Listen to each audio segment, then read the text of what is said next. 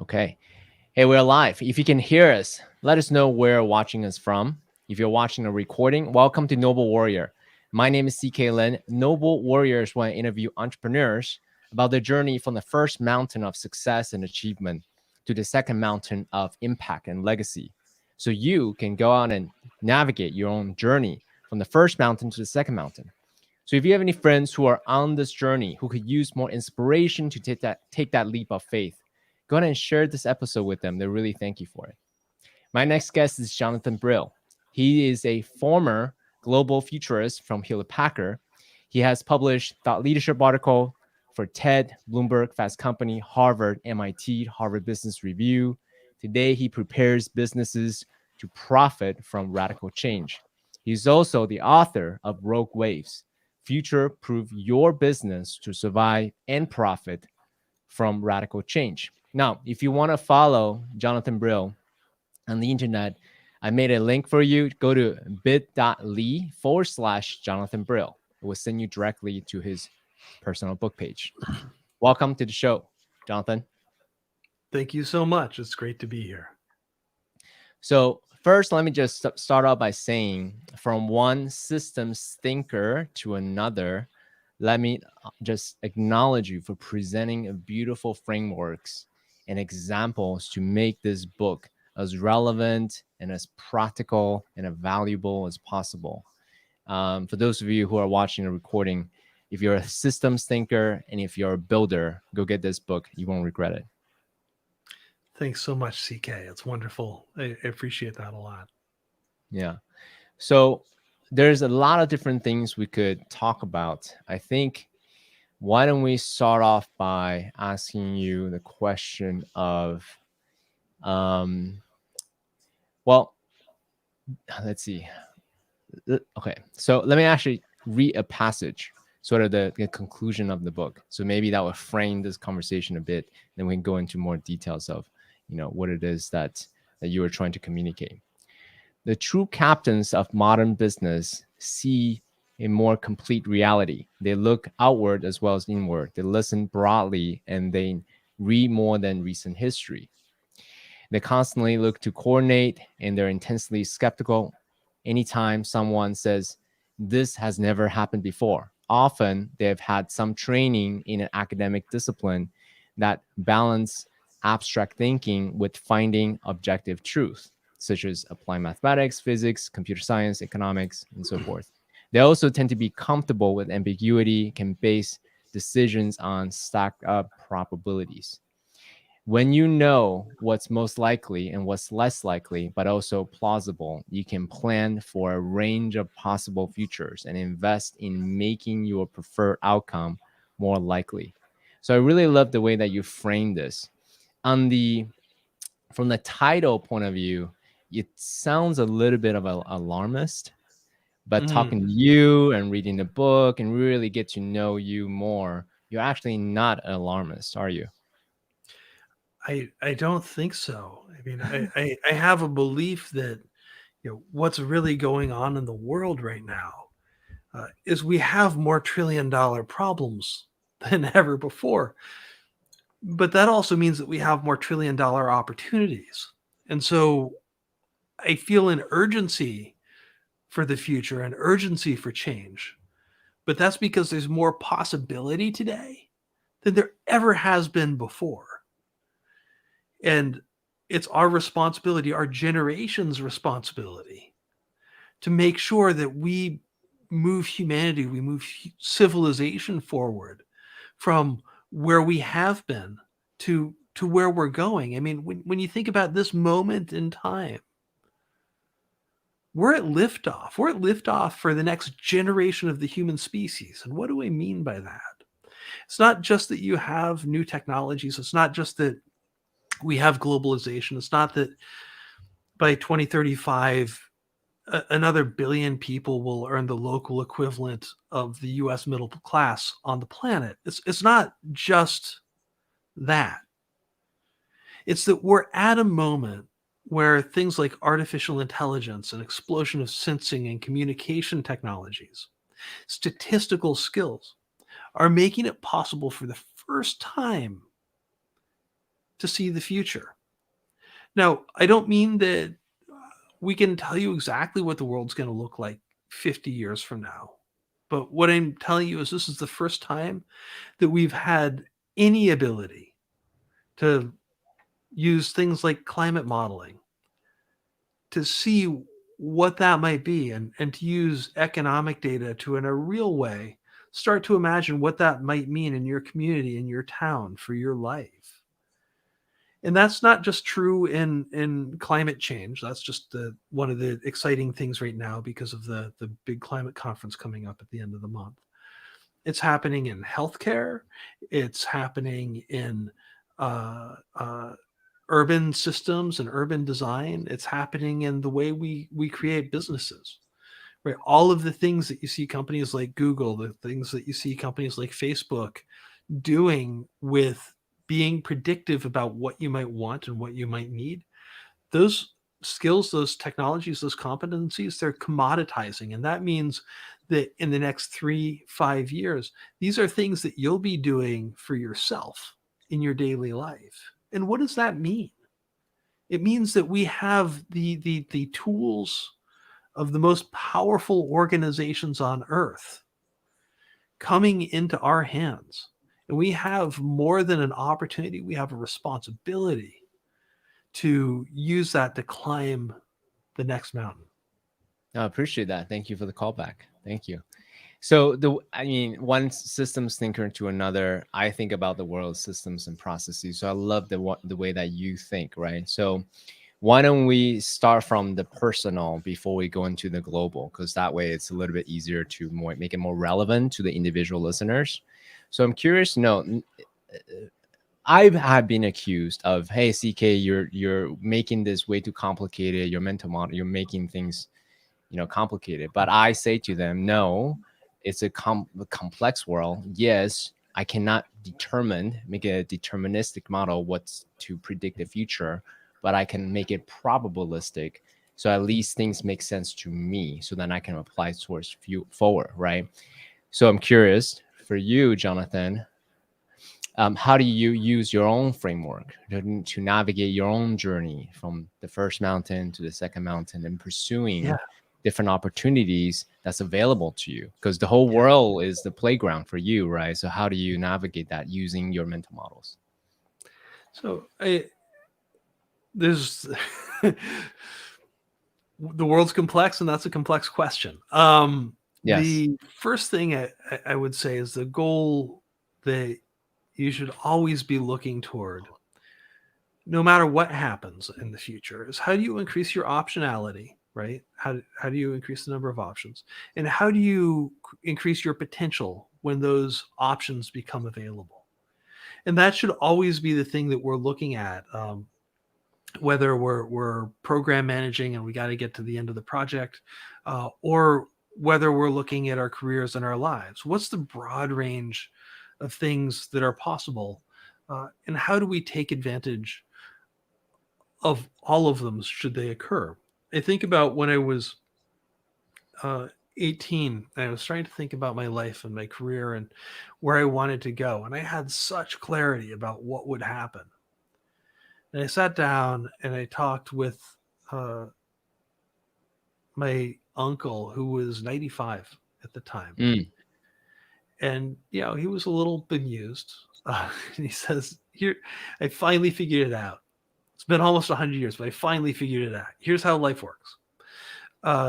You do one thing, and then you look around and you decide what you do next. And then you do that. And that's all there is to it." His point was, you can't actually know exactly what the future will be. You might have a kid you didn't expect. You might develop Alzheimer's. You might have epilepsy. There might be a car crash. Your business might implode. Technology that you thought was really going to grow your business might become irrelevant tomorrow. I spent so much time learning how to type, right? And learning cursive, technologies that they're still kind of important, right? Knowing how to write and knowing how to use a keyboard, but in a world of increasing voice command and voice control and verbal virtual assistants and autofill, in many ways, so many of those skills are no longer relevant, and yet I thought they would be central to my success when I was 18. And so we've got to be looking not just at what we think the future is, but if that is untrue, how do we make sure that we're still setting ourselves up for success? And that's, I think, what the book's about, and that's kind of what I think about is how do you give yourself the best bet? How do you make sure you understand what's happening today? How do you understand that range of possibilities? How do you then make decisions that allow you to kind of uncouple the downsides, make sure that no matter how bad things get, they don't kill you, and how do you make sure that you're setting yourself up for the upsides? How do you just kind of work through decisions and often change small things about how you time, sequence, and hedge bets or investments so that that happens for you? And it's very much possible, but it requires a level of rigor and a comfort with complexity and ambiguity that that is trained. I mean, you've got to spend time there. You've got to be willing to spend time there, and you've got to understand that the way to approach an ambiguous and increasingly volatile future isn't to have one plan. It's to be running a series of experiments, some high potential, some kind of sustaining, keeping the business going, and some insurance experiments, some things just to make sure that no matter what goes wrong, you've got that foundation that you need. Yeah. And most companies, most people, they don't think that way. But when you take a look at something like the pharmaceutical industry, they do this very much. They'll look at like 100 molecules and run them in a horse race so that they can reliably have, they're doing enough experiments so that they can reliably have the combination of outcomes that they need when they need them. We see this in the stock market, right? You would never invest in one stock, just invest in Amazon and hope, or invest in Bitcoin and hope. Like maybe you're going to strike it super rich, but you're setting yourself up for volatility that you can't control, right? It increases your potential when it goes up, but it eliminates your potential when it goes down. And so the thing is, in most businesses, most planning, we kind of think about compound growth, this idea that we'll do better and better and better and better and better and better, right? But we forget that in a volatile world, you also have compound volatility, right? That the Mm, markets or whatever, mm. trying to get in the camera here, And, and, they do and really, this. that's what the And book is about, right? yeah, Rogue and waves, that's right? that's what the book's about, is that compound Mm, volatility. What happens when these individually manageable changes collide to become unmanageable? And how do you yeah, make sure that you've maximized your potential and your optionality when that yeah, happens? yeah. So there's a few things that. So by the way, this is Noble Warrior. So on this podcast, we talk. I have a scientific background. So on this podcast, we talk a lot about life as an infinite game, right? You Mhm. play the game in so that you can continue to play the game. It's not a Sure. finite game, right? So that's one. Right. Two, Noble Warrior. We use the dojo analogy quite a lot, right? It's not about, you know, mastering a move and I'm done and I can declare myself black belt. It's actually going onto the mat and continue to practice some fundamental skills so then Yeah. you can skill stack your way to unpredictable scenarios when a situation calls for it. Right. It's you don't need to like, oh my god, what do I do? It's like, oh, muscle memory, then I can actually react with more Right. grace and finesse and dignity that way. Yeah. So I would just want to bring some of the parallels of something that Yeah. you've been saying. Yeah. One thing you didn't say is implicitly is what is the game that you're playing? What are you optimizing for? Right. Mm. So understanding the why you do certain things, so then you can think about the atomic level skills that you want to stack and practice and Mhm. be masterful at so you Mhm. can move towards your goals. Anything you want to say about the importance of having clarity of the direction of you heading towards? So I think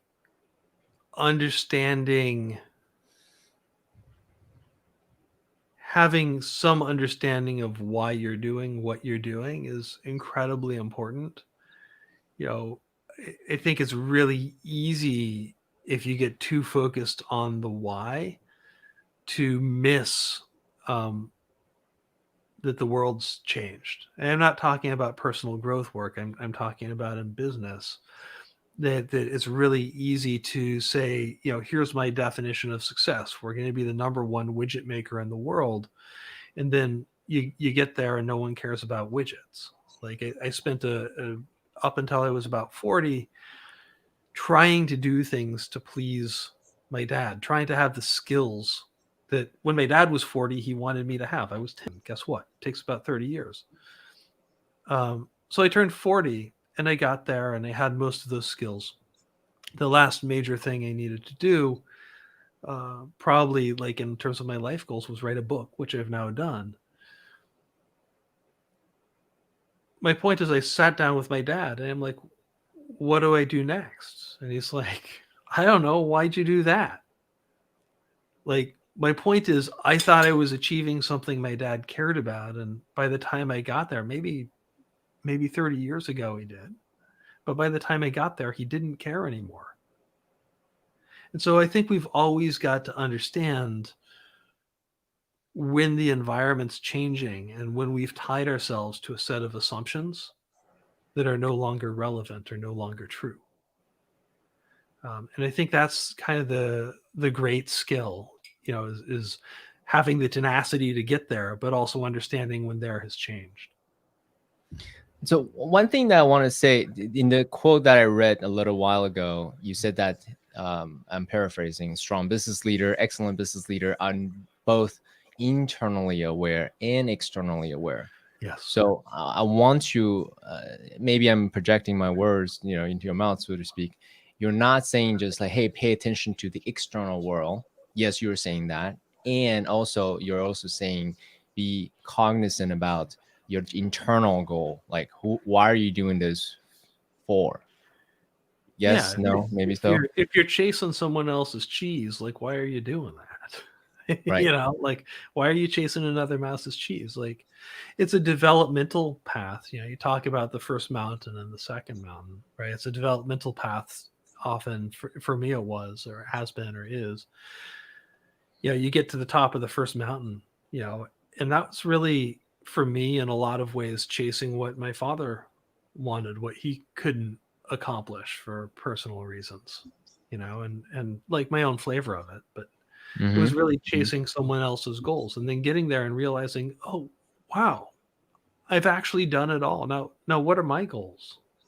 Yes. How do I want to be in the world? And like you said, it's that for me right now, it's about that journey of self-awareness, about understanding my relationship to everyone else as opposed to everyone else's relationship to me. So if you don't mind, can we drill in on a little bit more of the personal? Yeah. Okay. I'll Yeah. thank you for that. So most people don't have the wherewithal, the mental tools, the metacognition, right? The frameworks and mental models, the vast experience that you have had. So my encouragement typically for them is, hey, let's build some mental models for you. So at least you have some simple tools to help you make decisions, right? That's aligned with your soul, so to speak, right? Yeah. But in your case, you have plenty of tools. It doesn't make it easier, or is it or does it make it harder to find that intrinsic whisper of an inspiration of what you were really about?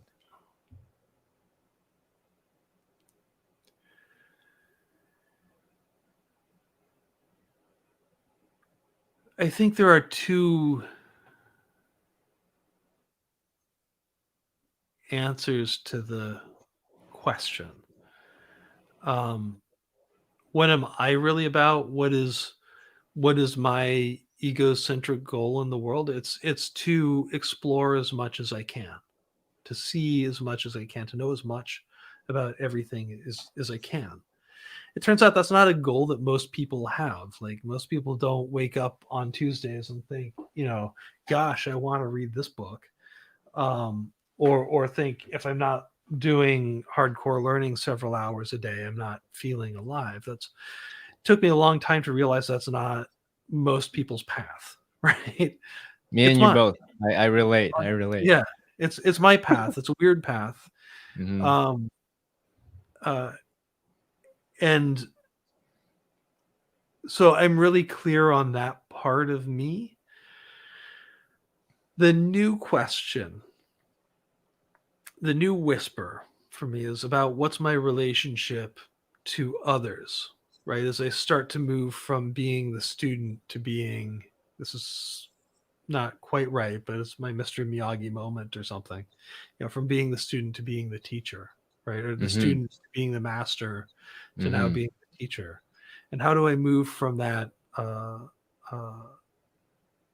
kind of shift from being the rock star to being the host, Hmm.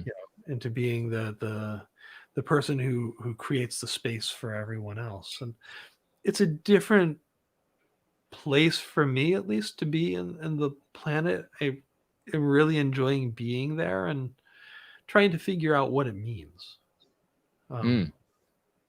um and uh from a financial viewpoint, and from a success metric viewpoint, right? What does success at doing this mean for me? um so that's kind of the new whisper. Cool. And I trying to turn up the volume on that right now. No, beautiful. Well, that's something I'm deeply passionate about. How do you essentially? So one secret passion, I'll make it public. What the heck? Uh, is I believe so. There's different trends, right? Population is aging. Automation is coming online. Therefore, and then people don't have enough to retire. So Mm. therefore, the aging population, there's a huge need to continue to be back in the workforce. Hmm. But right now, it's actually cheaper to say, hey, thank you for your service. You're out, right? Kind of, it's cheaper for companies to do that. So there's an on tap workforce, right? Talent pool that Hmm. want to continue to engage and be relevant.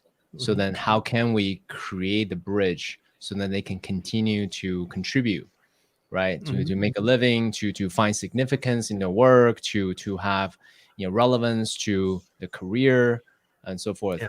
Bigger question that I'm exploring, and this is something that I'm deeply passionate about. And for me, I think the answer lies in courses. I believe there's a lot of wisdom and experience Yeah. that these people can turn into products, right? Courses, and then to Hmm. really benefit a lot of people. And I've seen just a lot of different successes amongst even my friends. So this is an area that I'm really kind of thinking about. Hmm. So my question, and I think what you're suggesting is kind of online courses. Hmm.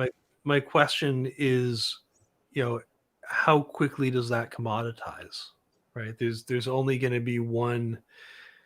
When I was teaching, I used to like to teach illustration skills for architects and interior designers. And Mm. um, what I rapidly realized was there's this guy named Ryan Church who did a lot of the concept art for the second round of Star Wars movies. And he was a much better teacher and illustrator than I ever was. And he put out DVDs. I was like, he's like, I'm not ever going to be a better teacher of that skill than he is.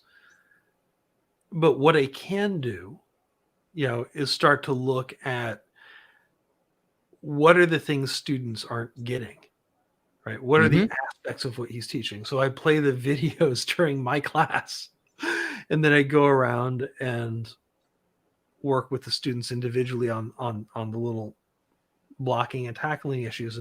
And that created the best of both worlds, where you had a really differentiated product in terms of what I was able to teach, and you had like a best in class product in terms of this DVD. Yep. And so I think that we're going to have to figure out not just how do you put LinkedIn learning courses on video. I mean, that's all important. But how do you do the second piece of Yep.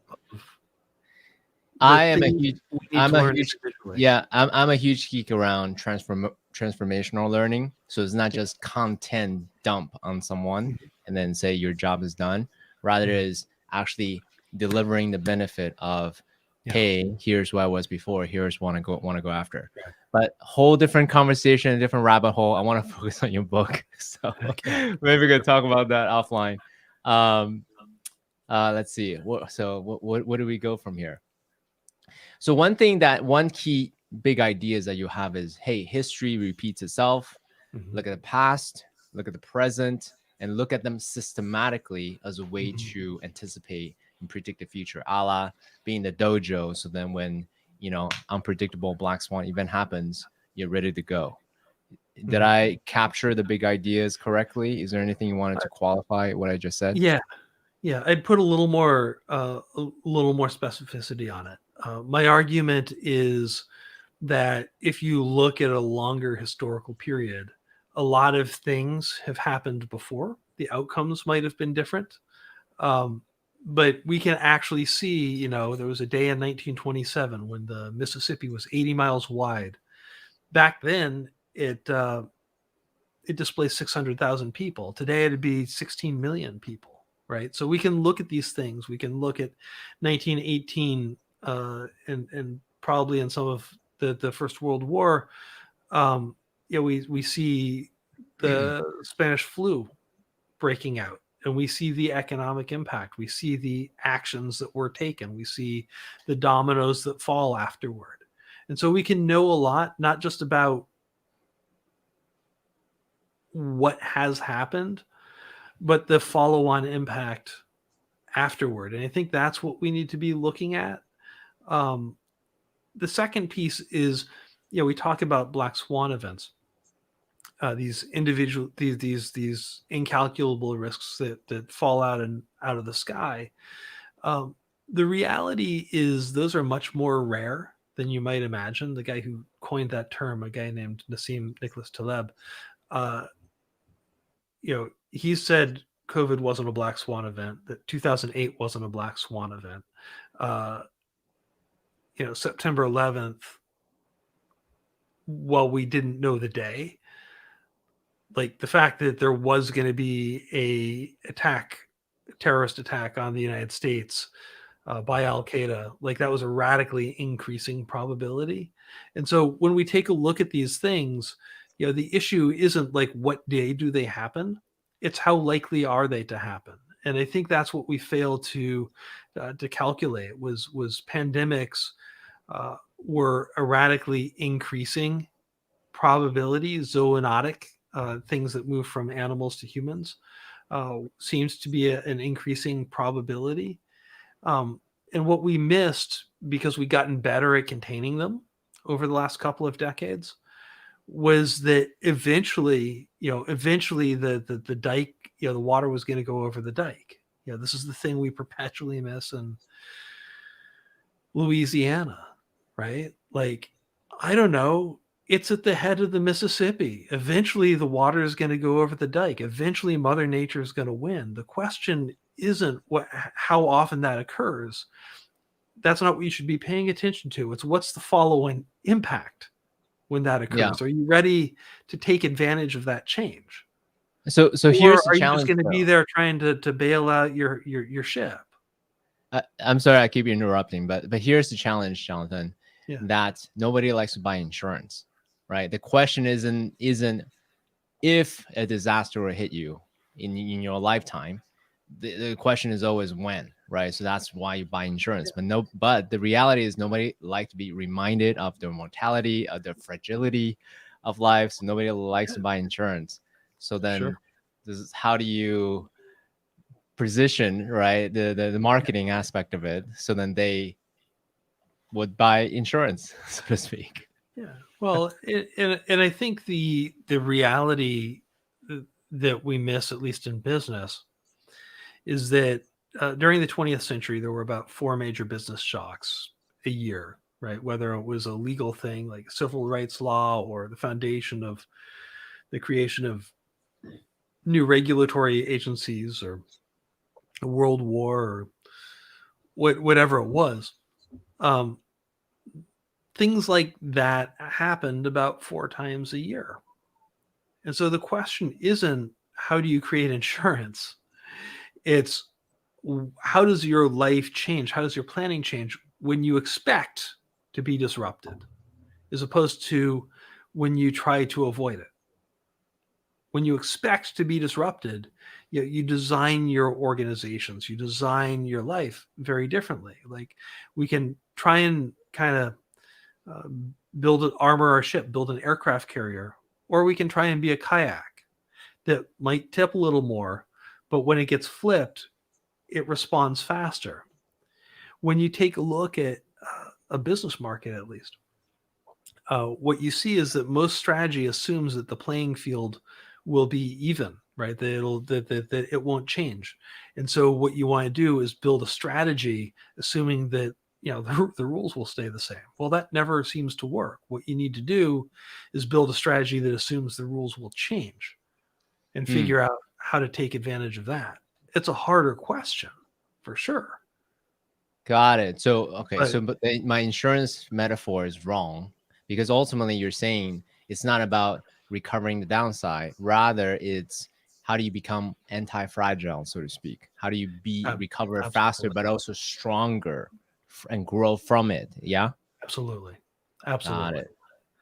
Yeah. And I think, Nassim Nicholas Taleb, who's the guy who coined that term anti-fragile, as well as the black swan. He's really good at coining terms.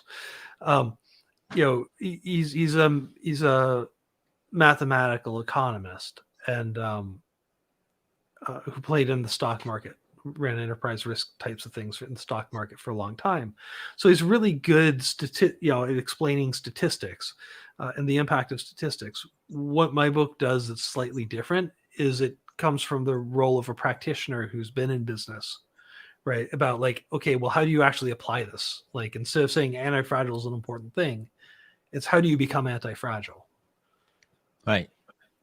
Yeah, you're the sensei, right? You're the dojo master trying to teach other people how to think the way you think. So actually, let's fast forward on that note just a bit.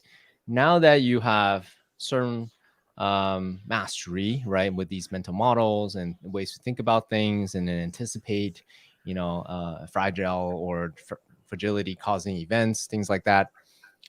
Can you paint us a picture, a movie of what's possible when you have that black belt level skills? What's life like? What's company could like? So that way, people who don't have that white belt level can like, oh, black belt level. Now I could see, right? So, I mean, Elon Musk is a great example of setting yourself up to do massive things. He typically does things that are, if you look forward into the future, these are things that should exist, that governments will support if they get to a certain scale and then falter, and that the current industrial structure makes impossible. And so he looks for an environmental shift that will need to happen in the future. He looks at industries that are not able to make that shift, and then he figures out how he's going to have that backstop. In 2008, right, SpaceX almost went belly up, and NASA had to back him. And why did they do that? It wasn't because they believed in SpaceX particularly. It's that they were tired of the Lockheeds and the Boeings of the world jacking up the price of space. And they saw this third party that even if it wasn't successful could force down prices. And so he found a lever that was far bigger than him that could guarantee his success if he got to that certain place, right? Whether that was intentional that time or not, it's certainly become a part of his toolkit moving forward. And so when you look at someone like Peter Thiel, you look at someone like Elon Musk, they repeatedly use these tools to either think through which investments are smart investments or to operate companies that will benefit from change. So essentially, well, you didn't say this. This is my interpretation. Is, hey, here's where I want to go. Let me think about what other players, the secondary effects, right? How this could change the dynamics of the game, and then basically move to dynamics where they're incentivized to help you once you get to a certain size or a certain positioning. Is that roughly correct? Yeah, and let's get specific about what happened with Elon Musk and SpaceX, because I think it's a good example. We look at this as an incredibly innovative company. It sure is, but what really happened there? Coming out of the Cold War, spending on space was dropping. No one was buying R&D for new intercontinental ballistic missiles, so on and so forth. At the same time, semiconductor technology, computer technologies were decreasing the size that satellites needed to be. Right, the space shuttle was designed basically so you could release satellites, but by the time that it got built, satellites were smaller, and then they dropped another, category of size after that by 2005, 2006. And so Musk looked at this and he said, okay, the Lockheeds, the Boeings of the world, they're designed to do what the government wants. The government no longer wants intercontinental ballistic missile systems or whatever we were saying we were doing with rockets for NASA, but they no longer want those heavy lift systems. And yet these companies are tied as prime contractors to the government to do things the government says. So if I do things the government doesn't care about, and these guys are stuck with their high cost labor and their 50-year-old PhDs and so on and so forth, because they've got to have them for defense reasons, then I can get a long way before they even start competing. And that's exactly what he did. The second thing that I think is really interesting about the early phases of SpaceX is the types of agile systems, the types of project management approaches they were using. Yes, they came out of PayPal. Yes, they came out of Silicon Valley. But these types of rapid iterative testing, putting your engineers closer to the factory, so on and so forth, these were things the Russians had done previously to catch up on ICBM R&D as well. And so these were approaches that had actually worked in this technology category, in this product category, and he just moved them into a different space. So there wasn't as much innovation happening there initially as you might think, but there was a bigger idea, and there was, obviously the mastery of showmanship. But a lot of what he was doing was traditional strategy, blocking and tackling, and linking, removing as many unknowns from the system as possible, but doing it in a way where his competitors couldn't compete, and where he'd have an edge and he'd have some backing, if he ran into a wall, because he was delivering price competition for the first time in decades in the market. Yeah, I really like the way that in your book you made him a case study of how he used a single spreadsheet, right? Yeah. Chunking down all of the cost, the raw material, labor, and all that stuff to say, all right, it takes about $200,000 to raw material to make a missile, and then use that spreadsheet to launch 100 rockets.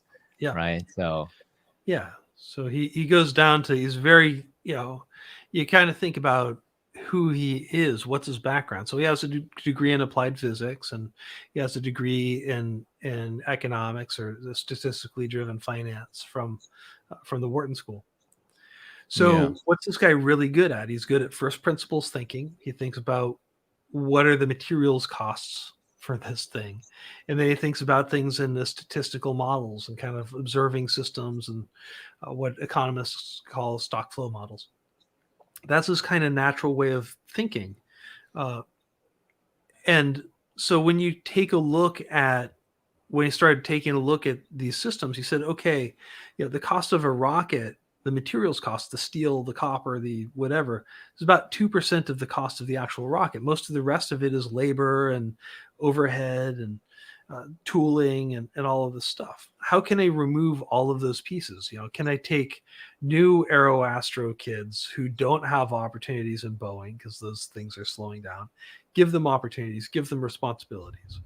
Can I put them closer to the means of production so that they can figure out ways to cost reduce or remove external vendors from the system and all of those things that Congress loves, but aren't good for a private business? And so at one point, I think he's trying to build shells for his rockets, and he's going to companies that make canisters, large canisters for dairy, right?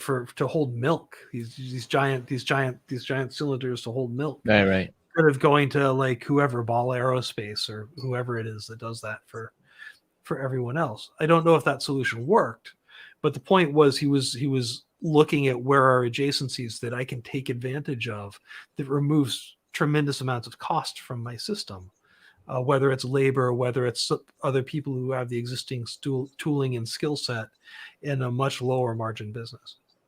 Yeah. And I think let's see, the insight that he has, which reduced a lot of costs, was, hey, let's make the body or whatever the thing is called reusable. Boom, Mm-hmm. that insight, right? But I think what makes it it took almost 20 years to get there, by the way. Like it wasn't like that happened overnight. But that was early on a goal. So I guess I'm not Elon Musk, right? Don't plan to be. Don't want his job at all.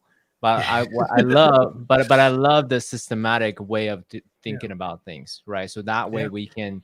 I think in your book, again, I'm paraphrasing, is the reason why you want a system, so that way you can duplicate, right? This exploration of possibilities and then solutions, and really think it through, versus just a serendipitous event, a divine insight. You had a thing in the shower, and that may or may not work, but that is not anti-fragile, right? So, but having a system, I love systems, as you can feel my passion. That's why I love talking to a fellow systems guy. So okay, you can solve different kinds of problems. I think that both of these things are true, right? That you need to get away, you need to take a shower, you need to overwhelm your senses so that you can have new kinds of thoughts. I think that's important. But it really helps when those thoughts are occurring within a system and you know where those ideas fit, as opposed to just kind of hoping. Yeah. So okay, so let's help our listeners. Let's help me, right? Let's say I want to help the aging workforce problem, right? So let's go out and build a system that helps me systematically explore the problem space, right? Market risk, technology risk, and then also the opportunities. How, like, just high level? I know you can go really geeky about the details. High level, how would you help someone create their own system? So I think the first thing is to understand what are the major, we talked about rogue waves and these kind of undercurrents, these smaller waves that combine to create massive change. I think the first thing is understanding, what those things are. Not that any one of those will be the seed of a massive change, but once that spark hits, they will drive the spread. And when I was at HP, we did several years of work on identifying what those major knowable, trackable changes will be over the 2020s, and we talk about them in the book. Obviously, there's a whole chapter. But the first thing is starting there. Like, what are the major social trends? What are the major economic trends? What are the major technological trends that we see happening that individually could have significant impact, but when they overlap could have massive impact? So you were talking about changing demographics, right? That we have this older population. And you were talking earlier about artificial intelligence, right? Can we start to use automation tools, robots, and so on and so forth to start to backfill labor shortages? Yeah, there's another thing to be thinking about here, which is, at least in the United States, the vast majority of our economy, something like 67%, is driven by consumption. This is why, in the face of COVID, when the economy shut down, we had all of the stimulus spending, and we were just trying to keep the money rolling, Mm, paychecks to people who were unemployed, just so mm, that there was rapid spending in the economy to keep the machine running. As we mm, get older, right, we're going to see people spending less, we're going to see people earning less, and we're going to see more pushes on the pressure on the social safety net, right? When you take a look at, you know, uh, uh, healthcare spending, half of that is government, right? Whether it's veterans, or whether it's Social Security or Medicare, Medicaid spending. That's a huge issue when all of those things accelerate, coming out of Afghanistan, coming out of um, the Middle East, these continuous wars, that you have lifetime healthcare costs, and at the same time you have an explosion of individual healthcare costs. In fact, if you just follow linear projections, I think it's well over a quarter of GDP of the global of the U.S. Total economic spend by 2030. I mean, that's not viable to have that kind of a drag on an economy and see growth, right? Like that just makes no sense. And so, one of the places where you could really think about, uh, the social impact on this, right? So we talked about the economics, the changing demographics, the technology, the social impact, right? Is that Congress is going to have to do something, right? They're going to have to figure out how to constrain healthcare costs, and they're going to have to figure out how to decrease Social Security, Medicare payouts eventually. And so what we've seen is that retirement age has gone up in the last number of years to try and deal with this. We've seen, you're seeing this discussion about Medicare negotiating for drugs, to try and deal with this. But there's going to be increasing pressure, in places like healthcare administration, which was one of the massively growing areas over the last 20 years in healthcare costs. How do you just kind of bat down the cost of private administration? Does it make sense for private insurers to be a part of the system? Does it make sense for uh, a lot of doctors are saying, hey, we won't work with Medicare and Medicaid? You know should that be a free market? I think this is going to be a real discussion in the next decade of, should your hip replacement doctor be able to set their own price? Should your yeah. general practitioner be able to set their own price? In much of the world, that's not how it works.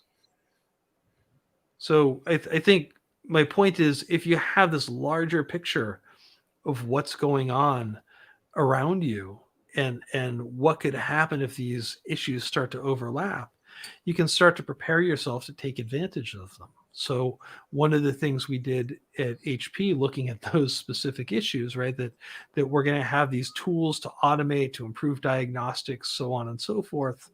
We're going to have an explosion of healthcare needs. We're going to have an explosion of um, uh, interest in how do you decrease the cost of healthcare. One of the key things is getting diagnosis earlier, so that you can start to manage disease before it gets out of control. Mm, And so, while we can't talk too much about it yet, we've publicly announced, or the company's publicly announced, a smart diagnostics capability that they're rolling out. And mm, part of the goal of that was looking at these changing demographics. But we'd also said, hey, this probability of a pandemic is going up. So how do we create the question was, how do we create a business that's going to has a chance of being successful no matter what? That's going to have good compound growth. But at the same mm, time, how do we create a business that takes advantage of that? Sorry, the camera's a little goofy, but it takes advantage of volatility, that takes advantage of rogue waves. And if you can do both of those things, have a business that's going to be pretty good if the future doesn't happen, and have a business that's going to be great if it does, that's when you have a real win.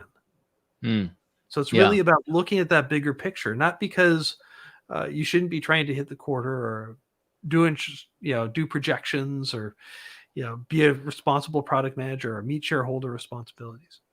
It's because if you have something that does both, you have the opportunity to have what I call a Zoom moment, right? Where Zoom walked into 2020 and they didn't expect to do 26 times growth, or an Amazon moment where they walked into 2020 and they didn't think that in 90 days they were going to do 10 years of growth in their retail business, in their online retail store business. Like, that wasn't on their agenda.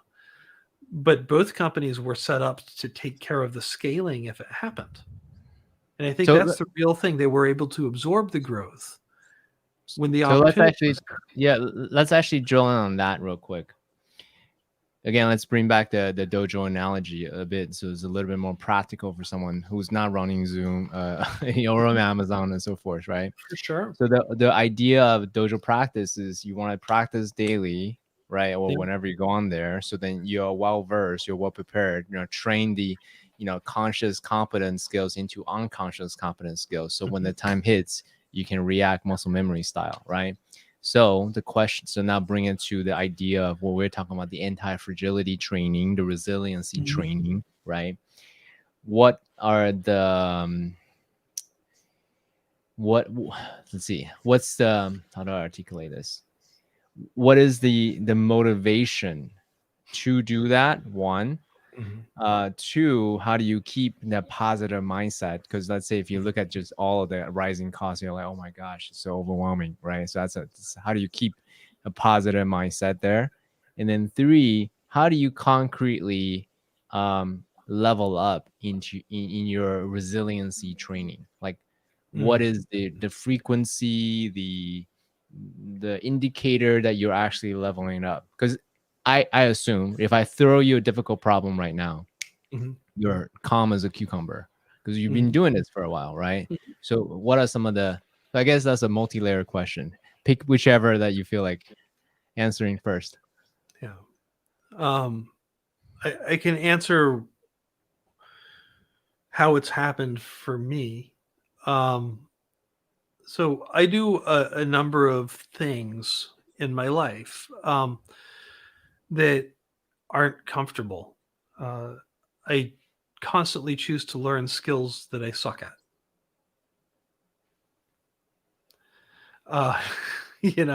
And why do I do that? I do that to not just to learn those skills. The skills are irrelevant. It's to practice being in that ambiguous space, being in that world of unknowns.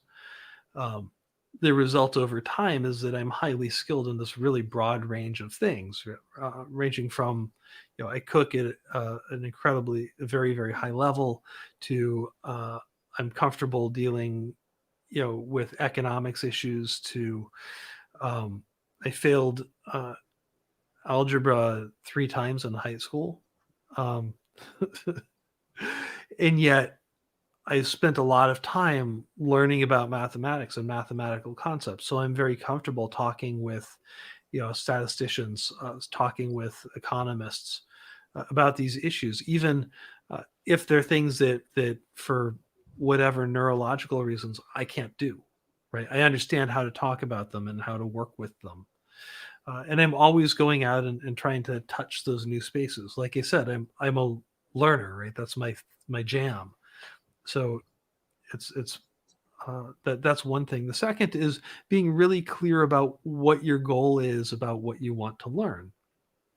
So when I was learning how to cook, my goal was I'm a really mediocre process manager, and I wanted to learn how to manage really complex processes in real time. And so what I was learning how to cook wasn't just how to cook, the perfect egg. It was how do I cook a 12 or 20 course Michelin star meal? Not because it's a good idea for me to be a Michelin star chef, but because if you're dealing with producing 100 different components, putting them on the plate, feeding them to everybody at the right temperature, and you're doing that over a course of days, then you become really good at process management, right? Mm. How to plan the thing, how to organize the design of the meal, how to think through the recipes, how to think through the production processes, and so on and so forth. And that hobby is actually at one point became a professional part of my life, but Mm. at the same time, it taught all of these other skills I needed to know to be an effective operator, especially dealing with new types of situations. How to remove all of the unnecessary risk from a complex and kind of chaotic project. Mm. Mm. I love it. And Thank you so for that. that's kind of my recommendation. Find something fun. Uh, find something fun that you suck at, that will teach you the skills that you need uh, to Yeah. do what you want to do. It's I don't recommend the Mr. Miyagi school where it's like, let's wax a bunch of cars. Like, there are more Yeah. fun things you can probably do with your life. No, that's an interesting insight, though. So let me just bring in a mental model that a lot of people use, right? So there are 4 stages of learning: unconscious incompetence, right? Conscious incompetence, conscious competence, and unconscious competence, right? So as you move through the different stages, Uh-huh. now what you were telling, so the second stage, the conscious incompetence part, is the most painful. Yeah. Right. So what implicit, you didn't say this, but you're implying that embrace the discomfort. This part is the part where it helps you to be more resilient in also other areas as well. And then also find a skill that you do desire to learn and embrace the conscious incompetence part. Is that, what do you say to that? I think that's true. I think there is another piece within this. Nolan Bushnell says something along the line, the inventor of Atari, says something along the lines of, the most fun games are the ones that are easy to learn but hard to master. Mm. And uh, within cooking, for me, one of the most powerful things was learning how to break down the individual lessons so that they were easy to learn, but maybe a little hard to master. So if you want to learn how to use a stovetop, for instance, Mm. like, learn how to make a perfect French omelet.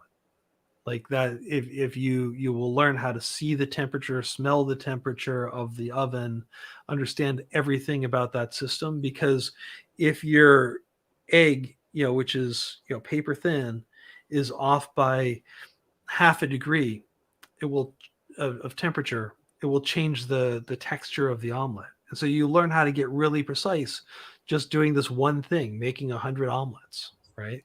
Mm. And that one skill, that one Mr. Miyagi skill of the wax on, wax off from the Karate Kid, you know, it plays out in 100 different applications uh, in the kitchen.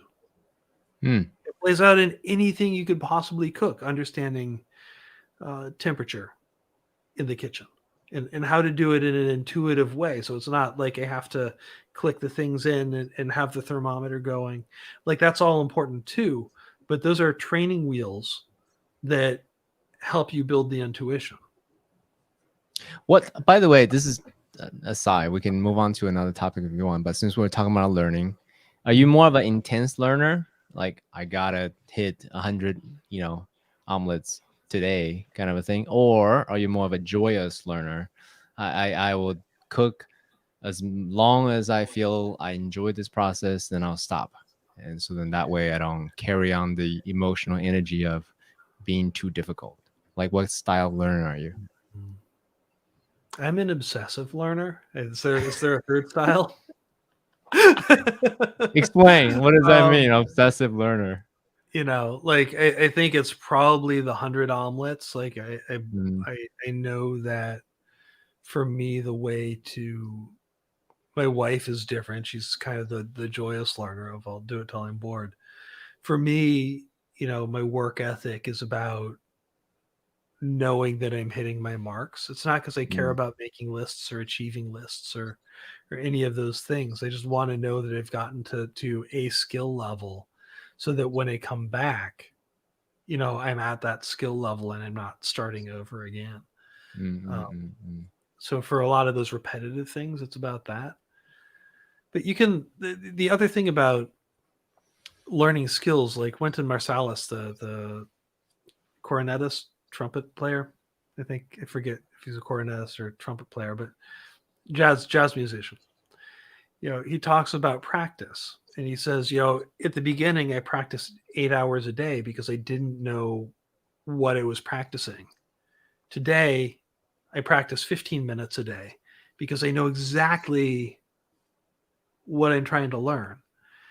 And I think there are different stages in learning any skill, right? Like today when I'm learning, when I'm learning something new in cooking, it's a very, very small thing and I know exactly, Mm, what I'm trying to accomplish in most cases. mm. I wouldn't say that 15 years ago uh I knew that. I was just like I went to this Michelin star restaurant and it was my first real experience with fine dining and I was like that was unbelievable. I don't know how that happened. I don't know how food could have moved from what it always had to this entirely elevated level. And it Mm. was about like learning, and I couldn't have broken down the individual steps. 15 years ago I had to kind of go through that I'm not a good school learner, so I have to kind of go through that head beating process, um, to figure out what those parts are. So I So think let's I think I think it's a kind of a combination. The joyous learning has got to be what happens when you're figuring out what the parts are. Like you just got to assume you're going to suck, yeah, and then you can start to be a little more intentional maybe once you know what the intention is. yeah, yeah. It's baby steps. I mean, dude, so many parallels about even like meditation or exercising or even psychedelics or book writing. Yeah, There are so many parallels there. But this is not about learning so much. I gotta move on to your book. I'm looking at the time. Dude, an hour go by quick. So bring in this framework for someone who you're teaching, yeah, the anti-fragility, the resilience training, the looking out into the world, really sort of far ahead, right? Seeing the rogue waves coming, the undercurrent, and then the rogue waves. What specific skills in terms of which data to look at, yeah, what to look at, what do they track, so that way you can walk someone who is maybe a white belt in looking yeah, at this to yeah, where you're at, right? Black belt. Like what yeah. skills would you say? So I think the first thing is really understanding, three underlying principles uh, of what I call resilient growth. The first is awareness, right? If you're not aware of why you need to change, or your people aren't aware of why they need to change because of things in the external environment, why would they? What they're doing has worked. The second is around behavior, right? So if you see the rogue wave coming, if you see the tsunami on the beach, if you don't have the skills to get off the beach, to understand, to take advantage of, and be resilient to change, then it doesn't matter that you see the wave coming. And then the third, and this is perhaps the most important part, is creating a culture that looks out uh, onto the horizon as well as looking inwardly. And many organizations, maybe even most, the focus is really on financial and operational efficiency. When what we've realized between 1999 and 2019 is that three-quarters of the causes of sustained decreases in business value, you know, are rogue waves. They're massive external changes. They're massive failures in strategy that rippled back into the company. And so, what we need to be thinking uh, about is how to create a culture, how to create these hard and soft incentives, the communication structures in our companies and in our lives that allow that looking out while focusing on performance inside. Kind of very much like you were saying about the point of mastery is understanding what's going out on the world, in the hearts of others and in your own heart. So I think those are the three major skills. So how do you start? Right? It doesn't really matter where you start. It's with any of these. But the place you can start today is reading the newspaper, ideally a better one like The Economist, or I like the Nikkei Asian Review. And instead of looking at a headline, look at all of the headlines, and then maybe write a list. Go back 3 months, random day, write down all of the headlines from the different sections, and then look at what they mean together, right? Not individually, like China does this, the US does this, Modi in India does this, supply chain disruption over here. Look at them in aggregate. Look at the whole newspaper instead of any individual headline, and practice doing that. Practice looking at what are the social, what are the economic, what are the technological changes that are going on around us. And then asking if these overlapped, if these hit me simultaneously, what would they mean for me? Right? How would I take advantage of them? Because the issue is never, or very rarely, one thing. It's a combination of things. When you take a look at the 2008 financial crash, right? What was really going on? Construction labor is one of the major drivers of economic growth in the United States. Congress was trying to drive that. One of the major causes of wealth growth in the United States is when families become homeowners so that they lock in their cost, the cost of housing. We saw a shift in the way we were managing risk. We were starting to use new statistical tools to build derivatives to balance risk in really complex ways. And what happened when the economy slowed down is all of that cascaded one into another into another.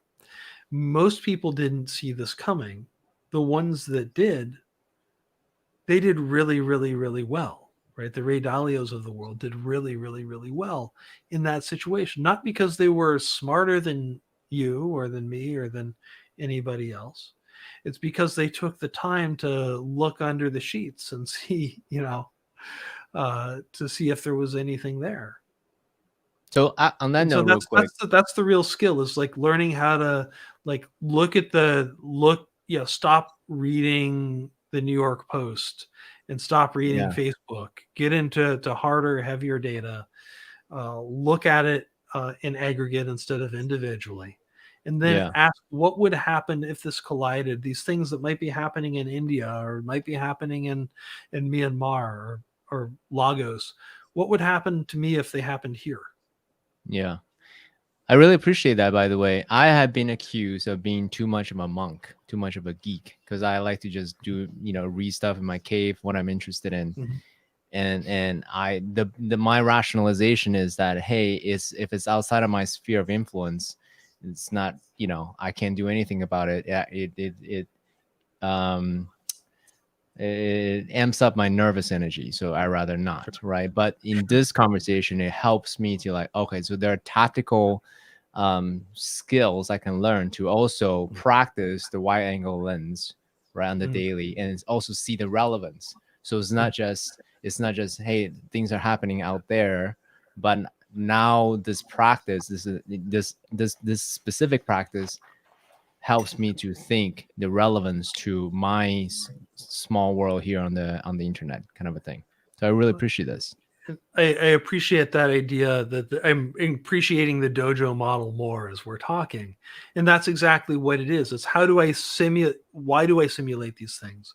It's to figure out how I can use the tools that I have, that what is in my sphere of influence, to take advantage of it. And if there are more, you kind of asked what's the first step, right? The second step is figuring out, okay, what steps can I take to increase my optionality, right? To increase my potential if those things happen, to increase my sphere of influence if change occurs. Because the one thing we know is that change is a constant. I happen to believe, maybe you do, that the world is moving faster. I happen to believe that our data systems, our economic systems, our supply chains, our politics are becoming more globally connected. And that means that we're going to have more volatility, right? Things are moving faster. There's more energy in the system. Things that used to happen over there, it took 60 years for the Black Plague to get from Europe, from Asia to Europe.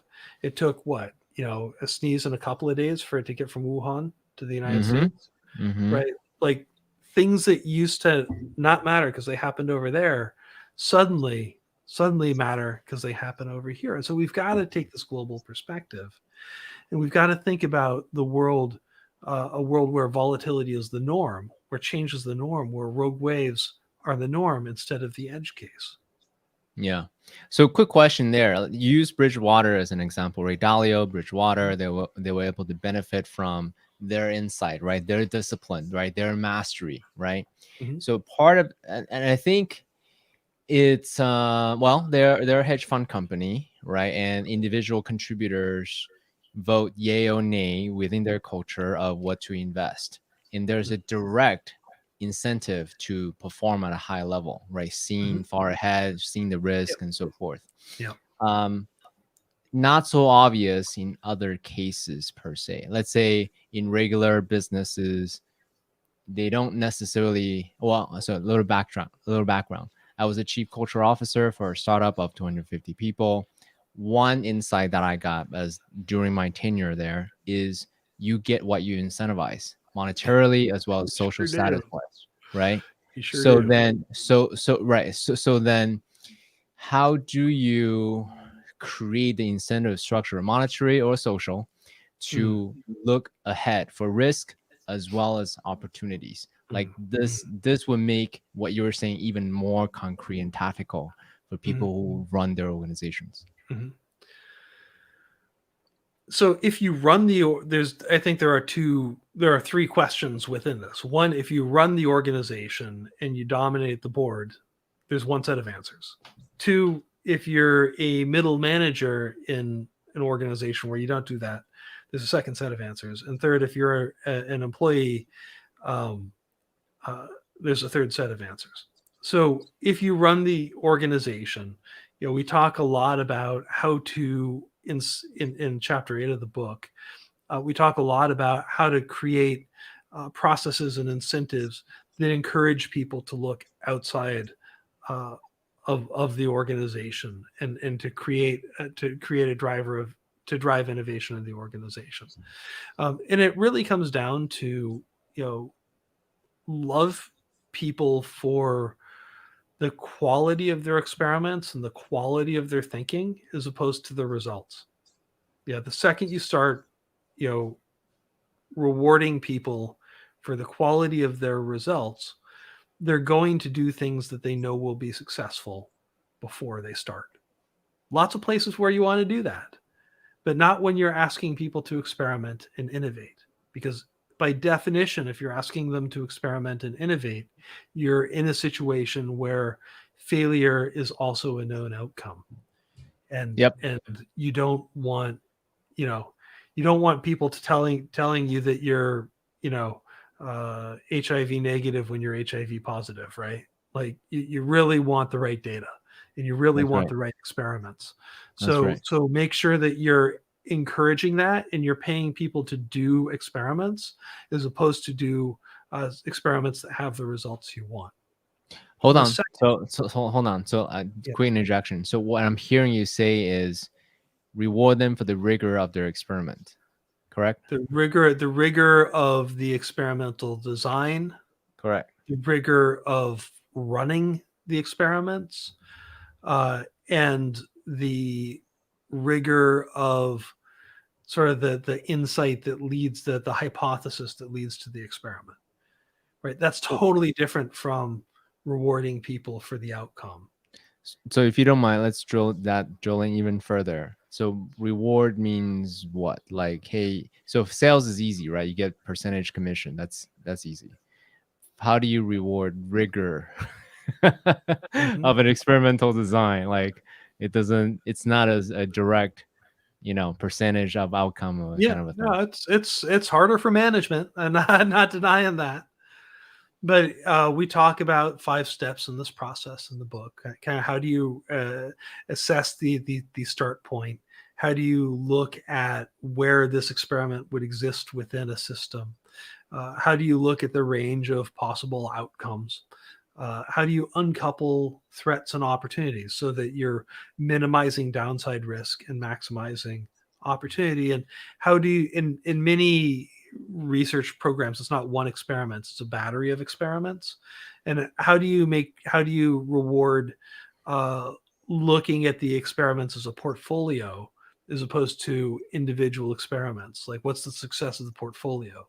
Because you can if you do enough experiments statistically, they should add up to more than the sum of the parts. And so it's really about that, asking people to do that kind of metacognition, and framing up why they're doing what they're doing, not because they shouldn't be intuitive in what they're doing, uh, and not because they know why they're doing it necessarily before they start, but at some point that should be a part of the process, right? And that's what you want to be encouraging. The second thing is that I think is really interesting is rewarding people for cutting their own projects. Mm. Right? Like, that's a really weird idea. But why don't we do that? Like, when someone says, "Hey, we started off, we thought this was a good idea. Turns out that it was dumb. I'm going to cut it before anyone else complains." We should reward that instead of what I see in a lot of corporate cultures, which is hiding failure. Right? The second you hide failure, you remove the ability to learn from it. The third piece, and I can feel what's going on in people's heads right now. So I want people to take unlimited risks and fail a lot. That doesn't seem like a good idea. It's not, unless you talk to them in terms of risk bands. What's the most and what's the least amount of risk that you'll tolerate from them? Right? So you're rewarding them for a certain amount of failure, and you're rewarding them for a certain amount of success. And that should be different for different roles in different places, in different people levels within your organization. But you've got to look at both sides of that coin.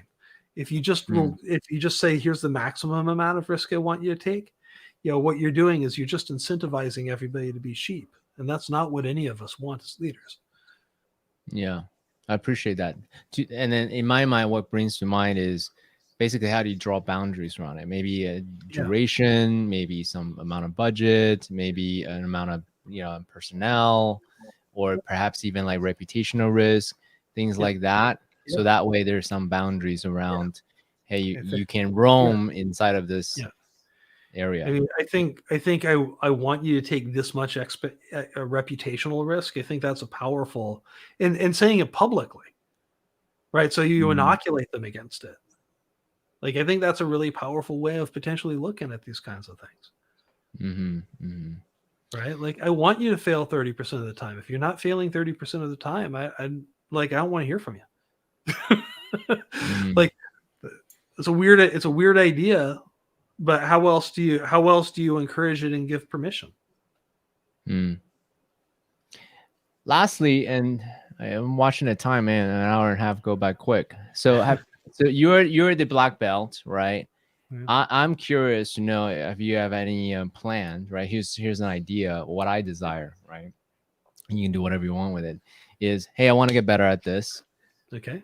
I want to study with Jonathan, right? Why doesn't Jonathan start his own dojo? So that way people who are interested, right, in learning these resiliency skills and anti-fragile skills, and really thinking about things as a leader, as a contributor, as a manager, whatever level they're at, as an entrepreneur, as like a visioneer, can say, all right, Jonathan has a framework, and he has made, some tools to make it easier for people to grasp basically go from white belt to black belt. So this is an idea for you. Whatever you want to do with it, it's up to you. I would love to do that. We're in the process of building out training modules and all of those things right now. I think, going back to what you're saying, I think a lot of this is experiential. You can't read about, jujitsu. Like, you got to do it, and I'd love to, as things get a little better here, figure out how we can do some experiential training together. Yeah, I think it's super worthwhile. I mean, especially right, the premise before you even begin all of this, whether you like it or not, the world is becoming more volatile, so to speak, right? Things are coming online, things are changing quickly, and politically or otherwise, there's a lot of moving parts. And from my perspective, from the more spiritual perspective, control was an illusion anyway. So if that's the case, then might as well learn these key skills so then you can navigate, be a free agent, and navigate and thrive in this future that has more possibilities. Well, there's more potential and more options than ever, and they're popping up faster than they ever have before. And I think that's the thing that we forget. The reason the world is scary right now is we're starting to be able to see the future in a real way for the first time. And that means that you can see the future in a real way for the first time. This is your opportunity to change it, to shape it, to surf the next wave. I'm excited. I love the idea of becoming a big wave surfer, right? Ride these 100 feet, rogue waves. I don't swim, but I like the idea of it. I'm very enamored by it. So really appreciate the way you showed up, Jonathan. And what a beautiful book. There's your next skill to learn, CK. There you go. Put my life on the line on this podcast here. Hey man, go get the book, Rogue Waves, Future-Proof Your Business to Survive and Profit from Radical Change. Thank you so much for being here. And feel free to reach out to me either on my website, jonathanbrill.com, or please follow me on LinkedIn. That's where you're going to find the latest from HBR, Forbes, Inc., anywhere else I might be today. Beautiful. Complete.